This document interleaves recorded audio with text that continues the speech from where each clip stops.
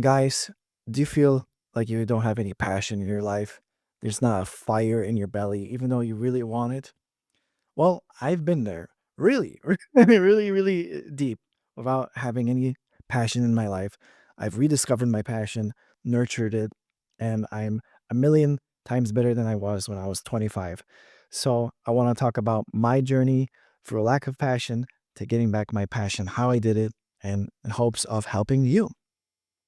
And hi, if you're new here, I'm Cahir. I'm here to take you one step closer to self love. Now, like I stated in my previous videos, that the thing with me, I realized about myself after doing healthy gamer therapy and diving really deep into A Course in Miracles was that whenever I would have a challenge, like pretty much everyone in their 20s, I feel, especially us guys, that we lack a sense of direction. A lot of us, I think, do. We just don't talk about it, and we don't get the help that we need. But the worst part is when I dealt with a challenge such as lack of direction, lack of passion, instead of being on my team and being like, all right, Kahir, we don't have a sense of direction. What can we do? Now, I was like really depressed, guys. Just to set the foundation here. So I moved to Poland when I was 19. So I'm originally from the US. I have Polish parents. I moved to Poland to study for free. Long story, maybe I'll get into it. That doesn't really matter. Well, okay. Just the context, right?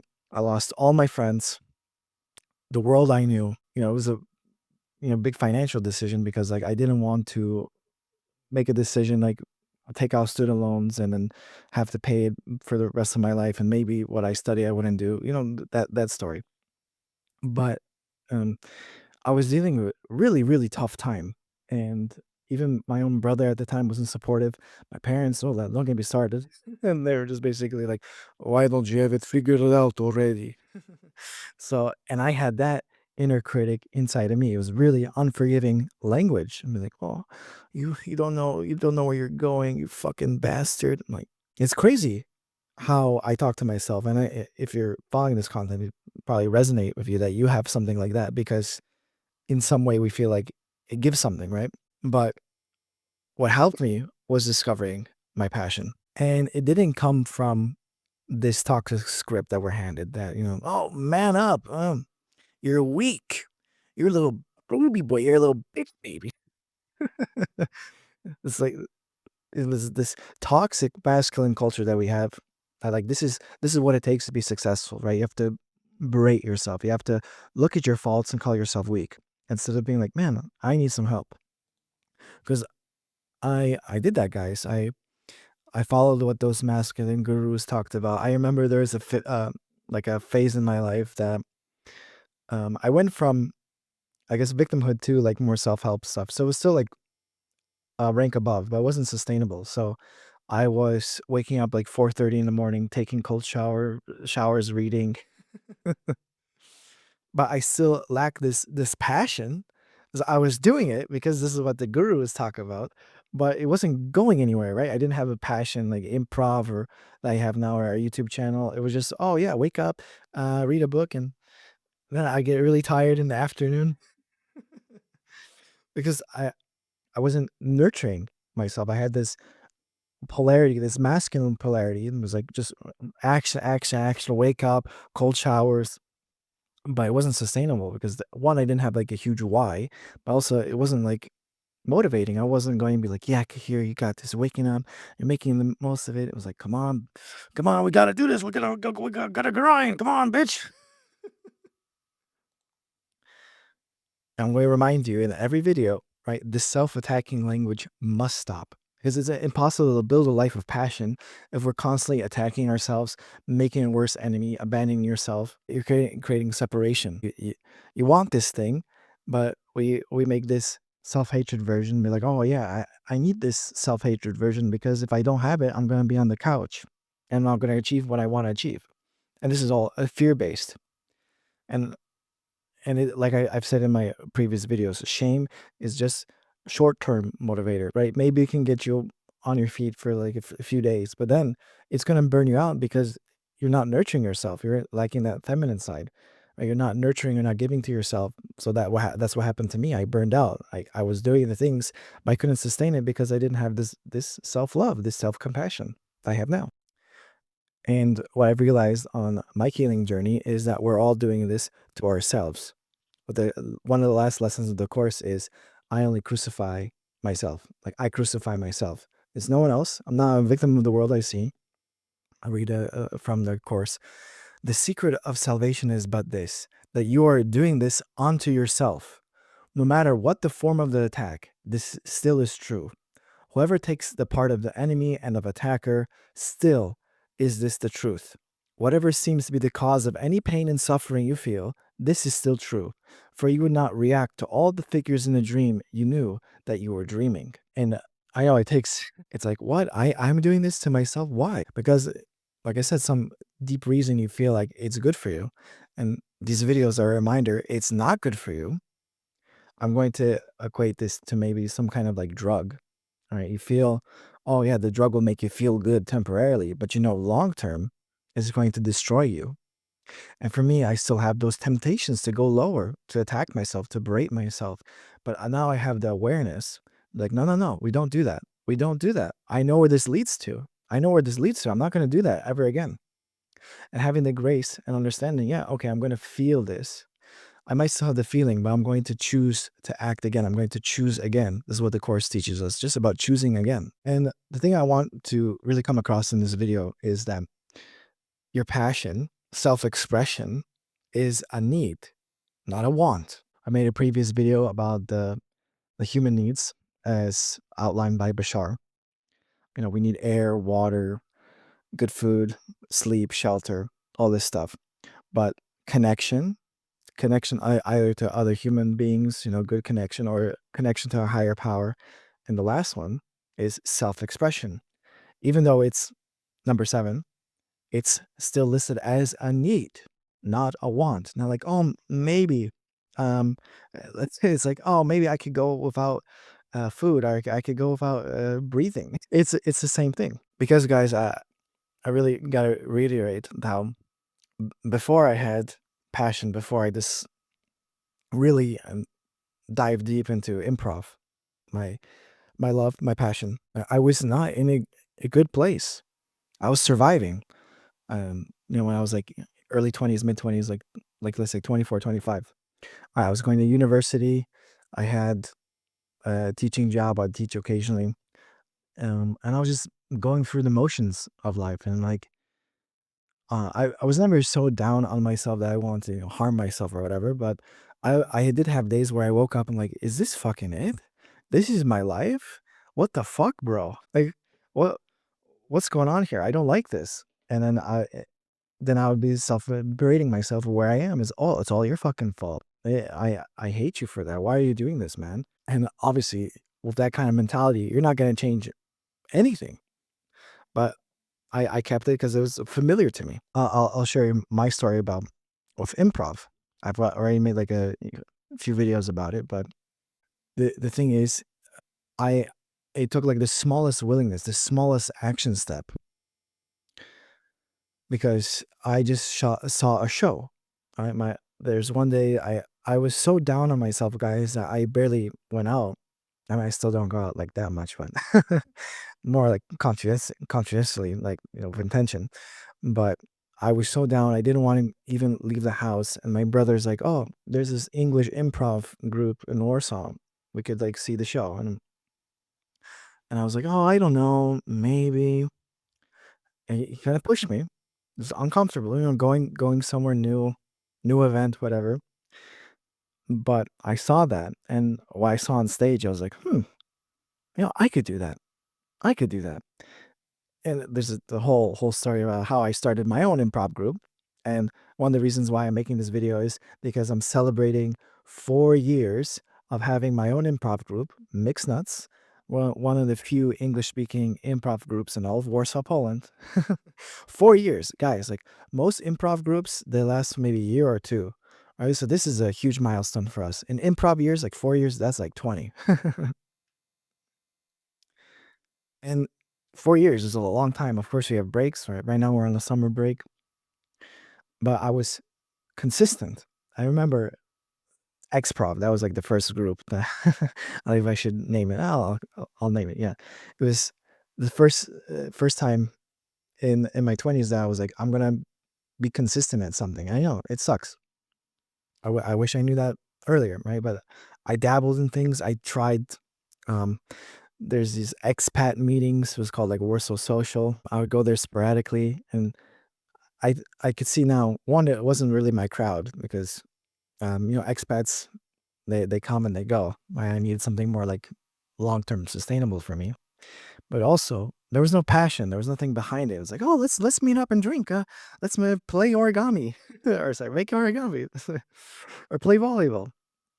And maybe that's good for you, right? But I was trying to force it. I was trying to force it instead. What when I started actually connecting with people was when I was following my passion, which was acting, which transformed into improv. Because of course I tried a little bit of acting, like traditional acting here. I don't want to get into it, but didn't really work out. Right? Didn't work out. Wasn't really for me. What I love about improv, it gives you the freedom to truly express yourself, and that's the thing. Because when I did Xprov, and it had its challenges, it had its problems, right? It wasn't perfect. However, I was able to revisit why I love acting. It was that feeling of being on stage, of being truly myself, like being in gamma, like gamma waves. I This is where I was able to channel my passion and actually feel it viscerally in my body. Right? It didn't change my life like overnight, but I had that feeling. Oh man, like there's some passion here. There's still passion in my life. How can I expand that? How can I grow? And then it turned into its own improv group, right? It was also, I had the challenge. It had like challenging beliefs, like, oh, like, can I do it? Am I a good enough leader? Can I do this? Um, Also about money, or gonna get that because um, I let the thought of generating money um discourage me from following my passion, from taking consistent action. I'm like, guys, this is my 100th YouTube video. Woo! 100. But I started with 83 subscribers because I was doing like animal rights activism before this, and now we grew this channel to 200 subscribers. And I think I should know the statistic. Let me see. I'm not sure how accurate this is, but I read something somewhere that I think only about 1 to 2% of people on YouTube have a YouTube account that has more than 100 subscribers. Think about it, right? I was never consistent with anything really. With something I was passionate about until improv, and now I'm channeling into different aspects of my life where it's just like, no, you just keep going. 'Cause I enjoy it. I enjoy making videos. I enjoy improv, of course, and I also had this expression of gaming and spirituality, which I hope is coming across through this channel. Um, Maybe I could do also live streams of gaming. We'll see. But this belief of that it has to make money stopped me. I remember I started this channel about, I think, 7 or 8 years ago. I also tried making podcasts before, but I wasn't consistent because I told my brother, and he was also very disempowered state, maybe parroting what my parents are talking about.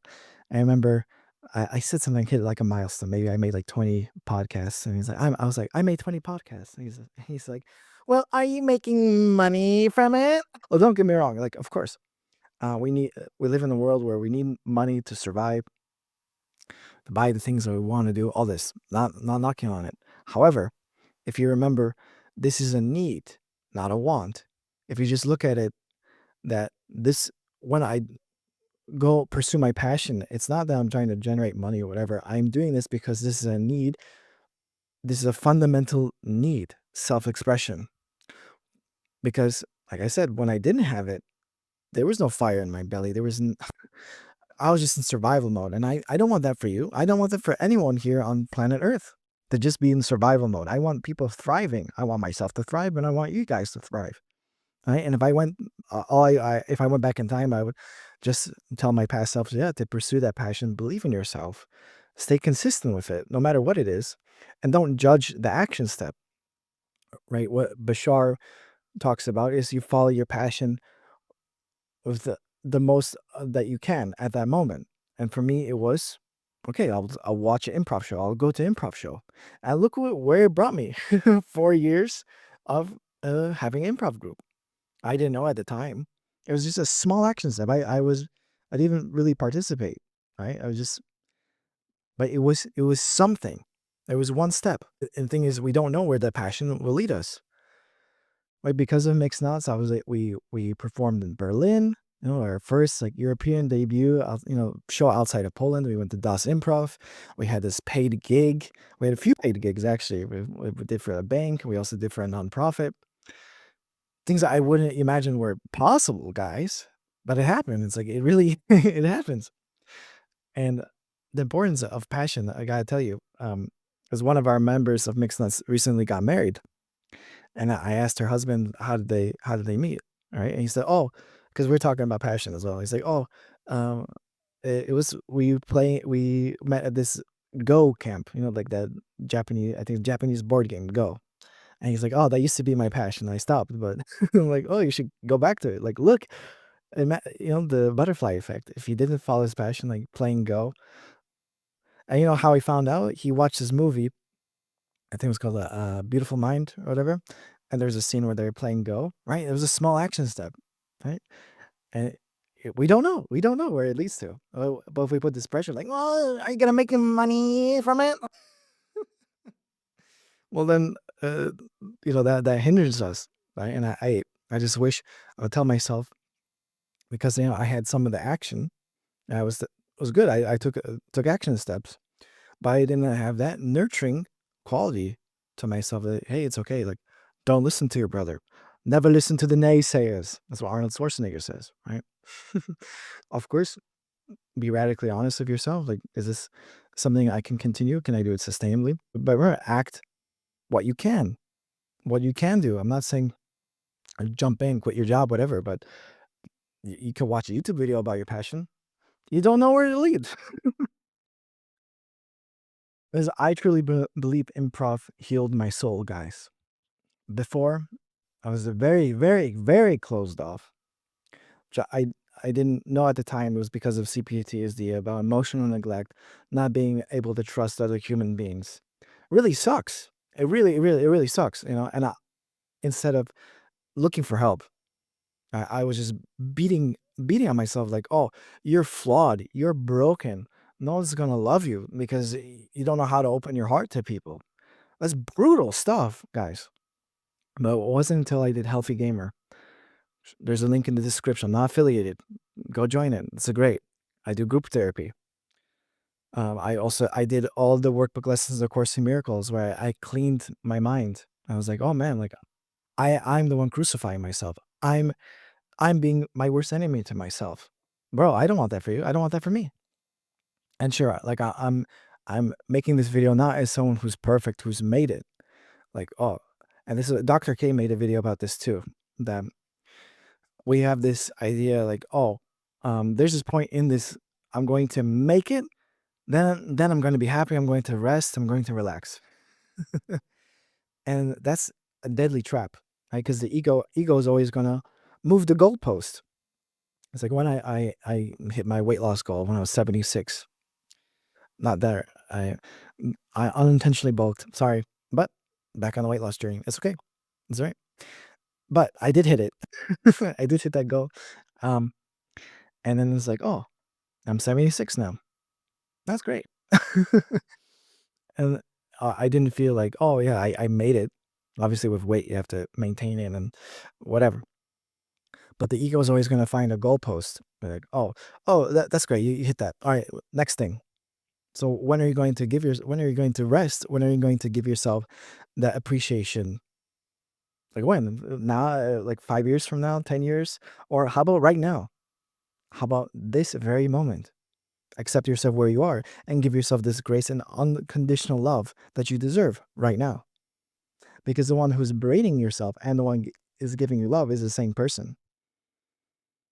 I know sometimes, like I feel it too, that's I wouldn't choose to think these thoughts or to believe these thoughts, but we have our will. We have our will to choose again. Like, whoa, whoa, whoa. I called myself a bitch. I call myself like, oh, I'm a directionless loser. Like, no, no, no, no, no, no. If I need help, I'll go find help. but I know what my passions are. And if I don't, I'm going to spend some time to discover them. It's okay to experiment, to go out and see what do I like, but also like not to judge it. All right, whatever your passion is, it could be like, I don't know, Warhammer, or even games. Look at Video Game Donkey. Love the channel. Imagine if he had this like voice and, oh, like video games, that's for losers. Oh, we wouldn't have, this great YouTube channel, man. It's really about the small steps. Like I've said, the little willingness. I'll read from the course. Your part is merely to offer him a little willingness that he may heal all pain and fear and make the situation useful to him that he may leave his healing there and shrink the resting place of fear. See, that's our part to play. Because when I was stagnant, when I was distracting myself for YouTube, from long gaming sessions, I remember I used like Counter-Strike. I don't play it anymore. Counter-Strike, just to avoid what I was feeling, instead of being, what's one tiny action I can take to follow my passion? One tiny action. Like I said, YouTube video, getting a book, whatever. Don't judge it. Follow it and see where it goes. If I were to judge myself, be like, oh, improv show, I don't know. That's not going to be my passion. I don't know. I wouldn't have the 4 years, man. 4 years of pure joy and love, man. So please, guys, act on your passion, whatever it manifests as. Take the action. I implore you. All right. I hope you guys enjoyed that video. Please subscribe if you want more healing content like this. May the Holy Spirit light up your path wherever it takes you. Take care.